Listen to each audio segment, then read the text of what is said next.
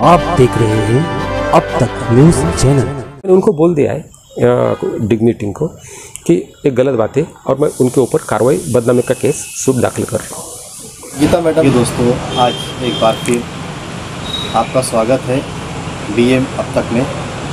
हम आज आपको एक ऐसी शख्सियत से तारुफ करवाना चाहते हैं जो मालेगांव शहर म्यूनसिपल कॉरपोरेशन के कमिश्नर दीपक कासार साहब।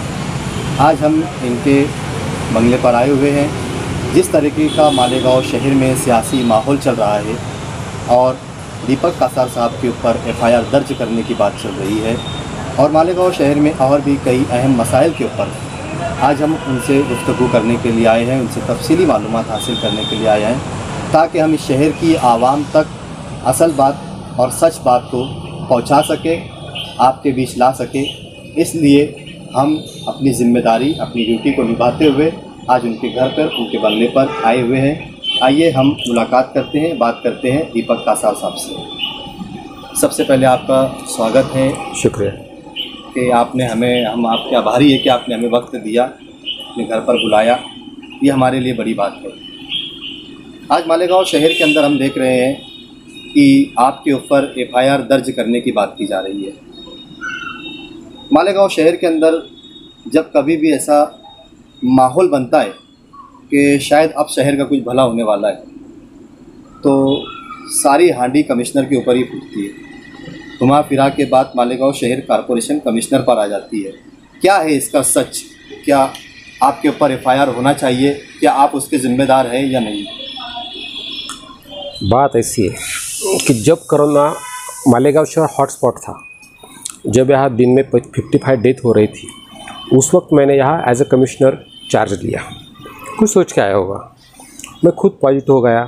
पूरे लोगों को पता है कि पॉजिटिव होने के बाद भी मैं काम करता रहा। फैमिली भी पॉजिटिव हो गई। फिर मैंने काम किया, कुछ लगा अच्छा और पूरा मालेगांव की जनता ने मुझे सपोर्ट किया कि एक मालेगांव पैटर्न का एक अच्छा नाम आगे चला। वो मेरे भी काम का था। बाद में मेरा थोड़ा फिजिकल प्रॉब्लम हो गया था, इसलिए मैं लीव पे गया था 20 दिन। तो आने तक पता चला कि ऐसे माहौल हो गया है। उसमें से एक पता चला वेंटिलेटर का। अब बात ये कि यहाँ रुग्ण सेवा फर्स्ट, जो मरीज आता है उसको जिंदा रखना, इसके लिए फर्स्ट प्रायोरिटी होती है। बाकी लीगल डॉक्यूमेंट बाद में प्रायोरिटी होती है। अब अपन ने कॉरपोरेशन हॉस्पिटल चालू किया, MSG चालू किया, सहारा चालू किया, ये तो अपने पास ग्रामीण भाग के भी पेशेंट आते हैं। तो हम ऐसा नहीं बोलते कि नहीं ग्रामीण भाग के हम शहर का पैसा उनके लिए नहीं खर्चा करेंगे, तो भी हम खर्चा करते हैं। दूसरा सिविल हॉस्पिटल है, सिविल हॉस्पिटल में नॉन कोविड पेशेंट रखते हैं। तो मेरे पास ज़्यादा रूलिंग बेड थे। उन्होंने बोला सर नॉन कोविड पेशेंट ज़्यादा रहे, आपके बेड मिलेगा क्या? मैंने बोला हाँ 35 बेड मेरे पास एक्स्ट्रा है, आप ले जाओ। उसके बाद नॉन कोविड पेशेंट को भी O2 की कमतरता होती है कभी कभी, तो उसके लिए वहाँ O2 लाइन लगाना था, उनके बजट नहीं था। तो महापालिका बजट में 2.5 लाख का मैंने वो भी करके दिया। वहाँ मैंने ये नहीं सोचा कि नहीं महापालिका का ऐसा नहीं, मरीज वहाँ जा रहे, अब भी 7 कोरोना के चल रहे, हर घर का पेशेंट जिंदा रहना अपने लिए ज़रूरी है, वो पाक काम है, इतना मैं सोच रहा था। जब सहारा चालू किया, सहारा मैंने गवर्नमेंट से वेंटिलेटर लाए। वो वेंटिलेटर लाने के बाद 25 तारीख, अब उनको भी अच्छा 25 तारीख बोलते हैं, 25 अक्टूबर, तो वो लोग प्राइवेट हॉस्पिटल भी चालू करने के लिए मैंने सब हॉस्पिटल डॉक्टर की मीटिंग ली कि आप प्राइवेट भी हॉस्पिटल चालू करो, क्योंकि आपने कॉर्पोरेशन लोड कम हो जाए, लोगों को अच्छी सुविधा मिले। तो मेरे कहने से 3-4 डॉक्टर ने चालू भी किया। उसका मतलब ये नहीं कि मैं पार्टनर हो गया, बस लोगों ने बोल दिया पार्टनर हो गया। उसके बाद उनको एक के पास पेशेंट आया, उसका O2 बहुत कम था। उसने बोला सब मेरा वेंटिलेटर आने में थोड़ा वक्त है, आपके पास अगर वेंटिलेटर तो दे दो। मैंने सारे में पूछताछ की आपके पास कोई वेंटिलेटर खाली पड़ा है क्या? तो हमारे पास पैकबंद पीस थे। मैंने बोला चल एक पीस उनको इमीडिएटली उसका एप्लीकेशन ले कि उसका रेट दे देगा और आपने जब ज़रूरत दे देगा, या उसका आया तो हमें वापस कर देगा, क्योंकि पेशेंट जिंदा रहना ज़रूरी है। ये रुग्ण सेवा है ना, ये इंसानियत के नाते हम बात करते हैं। तो मैंने उनको दे दिया, बस इतना ही। अब उसके बाद उन्होंने भी उसका जब आया, उसका काम हो गया, उसका आया तो उन्होंने ईमानदारी से वो भी अपनी नोटिस दिया, उसने वापस भी कर दिया। उस वक्त मैं यहाँ नहीं था, मैं लीव पे था, एक मेरा ऑपरेशन था। तो एक कमिश्नर के जारी निकम साहब के पास दिया, वो भी चार्ज दिया था। बाद में पता लगा FIR दाखिल करना बोले, तो मैंने अभी जस्ट वहाँ गया, मैंने अभी वहाँ से वो फाइल ही लाई, क्या क्या है क्या क्या नहीं। तो उसमें वो रजिस्टर भी है, ये रजिस्टर है, ये 25 तारीख के कि 25 तारीख को कितने पेशेंट थे, कितने वेंटिलेटर थे। तो इसका रिपोर्ट भी यहाँ ये लाइन अगर आप पढ़ते हैं आगे ले लो, तो जिस वक्त 25 अक्टूबर दिया तो अपने पास वेंटिलेटर थे, और अगर आप लास्ट लाइन देखते हैं यहाँ तो अपने पास टोटल 17 वेंटिलेटर, और दिन में सिर्फ 5 या 6 पेशेंट वेंटिलेटर पे आते हैं। वहाँ की रिपोर्ट लाए, वह सब सर्टिफाइड रजिस्टर की कॉपीज़ भी लाई मैंने, सब वहाँ जो रजिस्टर पड़े उसकी भी कॉपीज़ लाई। ऐसा कुछ होता नहीं, लेकिन क्या है, किसी की बदनाम करना अच्छी बात नहीं। और उसके बाद बोले कि नहीं नहीं मेरी मिसेस पॉजिटिव आ गई थी, इसके लिए मैंने दे दिया। वो पॉजिटिव 1 तारीख आई, 1 तारीख को उसको एडमिट करना पड़ा। अब उसका और 25 को मुझसे सपना पड़ा था वो पॉजिटिव होने वाली है, पहली बात। और दूसरा वो उसको कुछ सिम्टम नहीं दिखा, ऐसा कुछ O2 लगाना या वेंटिलेटर ऐसा कुछ नहीं था। और लगाना तो अपोलो और मैं कर सकता ना, उतने तो भगवान ने दिया है कुछ, ऐसी बात ही नहीं। सिर्फ वो मेरे घर के पास है, लोटस के पीछे, इसलिए सलाइन लगाना तो वहाँ जाके लगा भाई, इतनी बात थी। बस किसी का भी माहौल बनाते, मैंने उनको बोल दिया है डिग्निटी को कि ये गलत बात है, और मैं उनके ऊपर कार्रवाई बदनामी का केस सूट दाखिल कर रहा हूँ। मैं पूरा सूट दाखिल कर रहा हूँ, क्योंकि ऐसी गलत बात फैलाना बहुत बड़ी बात है, तो मैं उसके ऊपर सूट दाखिल करने की तैयारी कर रहा हूँ। और जो जिस मामले को लेकर आप पे आरोप लगा रहे हैं कि आप उस टेंडर में पार्टनर हैं वाटर गैस कंपनी के, हाँ हाँ, तो उसका टेंडर क्या आपने मतलब जो एग्रीमेंट हुआ था उसको रद्द कर दिया? हाँ, दूसरा भी पता चला कि मेरे ऊपर और एक आरोप लगा रहे, वाटर गैस कंपनी में पार्टनर हूँ एक, और उसको मुद्दत वाट दी, एक ठहराव हुआ है, तो मैंने ठहराव किया। अब मैं बीमार घर में हूँ, तो मैं ठहराव करना, कोई कमिश्नर ठहराव करता है क्या? तो ठहराव होने से कुछ काम होता है क्या? नहीं होता है। तो मुझे पता चला, मैं आज सुबह सब ऑफिस के लोगों की मीटिंग बुलाई, और जस्ट मैंने अभी वो 2 ऑर्डर पास कर दी।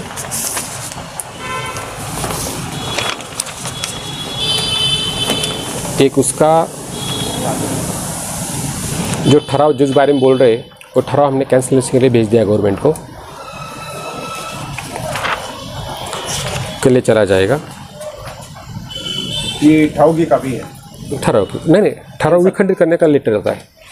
और दूसरा ये ये मैंने कि वाटर गैस को जो उसको रद्द करना है, काम रद्द करने का ऑर्डर है, तो रद्द करने के लिए उसको पहले नोटिस देना पड़ता है। डायरेक्टली हमने अगर रद्द किया तो वो कोर्ट में जाएगा, तो रद्द करने की नोटिस देना पड़ती है। फिर 30 दिन की नोटिस दिए उनको, ऐसे, और वो रद्द करने नोटिस दिया। अपना कुछ है नहीं तो बात क्यों कर रहे हैं ना? नोटिस मैडम जब यहाँ पर आई हुई थी तो पूरे मालेगांव शहर की आवाम बहुत खुश नज़र आती थी, क्योंकि जैसे आपके आने के बाद कोविड-19 के अंदर मालेगांव शहर का नाम रोशन हुआ कि मालेगांव शहर में कोरोना पर काबू पाने में सबसे ज़्यादा टारगेट हमारे पास रहा। उसी तरीके से संगीता दागुड़े मैडम के वक्त में मालेगांव शहर के अंदर पेड़ लगाना, साफ़ सफाई और स्वच्छता का उनको अवार्ड दिया गया। लेकिन उनके जाने के बाद वापस मालेगांव शहर फिर जैसे का वैसा था वैसे ही हो गया, वही गंदगी, वही सब कुछ। तो क्या कारपोरेशन से कमिश्नरों कारपोरेशन के द्वारा कारपोरेटरों को इतना फंड नहीं दिया जाता कि वो शहर में डेवलपमेंट कर सके या साफ़ सफाई का निज़ाम कर सके?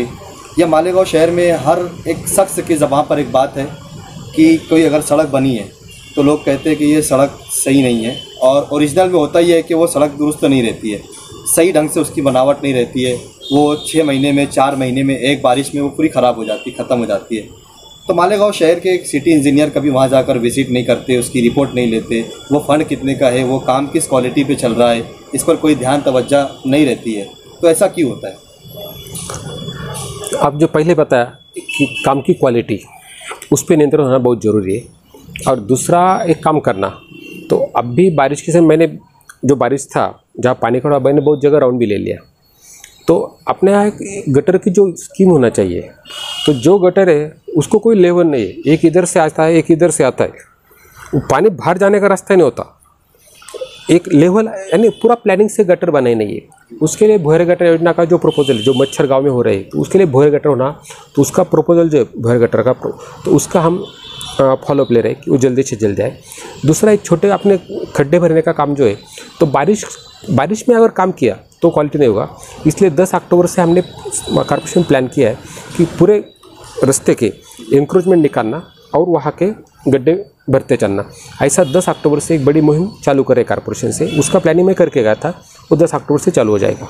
दूसरा और तीसरा एक काम के क्वालिटी के बारे में, तो मैं खुद अभी बिल निकालने के पहले सब विजिट करना जरूर प्लानिंग कर रहा हूँ। क्योंकि मालेगांव शहर में इतनी सड़कें अभी बनी हैं 1 साल के अंदर अंदर, जिसका 1 ईयर्स भी मतलब टाइम अभी पूरा नहीं हुआ है। लेकिन अगर आप उन रास्तों का विज़िट अगर कर लें तो आप देखने के बाद कहेंगे तो शायद ये 10 साल पुरानी रोड है, उसकी ये कंडीशन है। तो उसके ऊपर कार्रवाई चालू करेंगे हम अभी जल्दी ही। जो ठेकेदार ने ऐसा है और गलत बिल आ रहा है कि बिल आने के पहले रास्ता खराब है, तो मैं साइट पे जाने वाला हूँ अभी बिल देने के पहले, और ऐसा चालू किया तो कंट्रोल आ जाएगा, मुझे भरोसा सर ऐसे जो ठेकेदार ऐसे काम जो करते हैं वो ब्लैक लिस्ट हो जाएगी। तो हम हमेशा से मतलब जो है ना बहुत मुखलिस है, बहुत भोली आवाम है। वो किसी पर भी बहुत जल्दी आँख बंद करके भरोसा कर लेती है, लेकिन हर मर्तबा उन्हें धोखा मिलता है। तो मेरा ये सवाल मालेगांव शहर की आवाम की तरफ से है, क्या मालेगांव शहर की आवाम अपने शहर को स्वच्छ सुंदर होता देखने की उम्मीद आपसे जोड़ सकती है? पक्का। प्रॉब्लम कुछ है, मैं काम करना चालू कर दिया। अभी कोरोना के कारण मैं ऑफिस के बाहर नहीं घूम सकता था, यानी ऑफिस का काम बहुत हेवी था।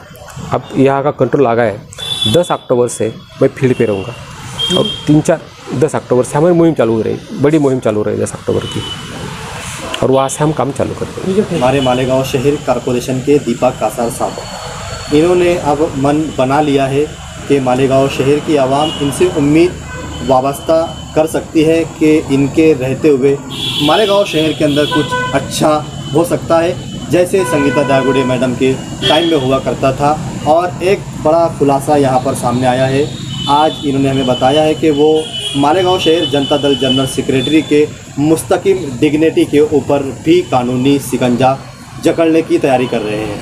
आप देखते रहिए हमारे साथ। BM अब तक में आपका स्वागत है।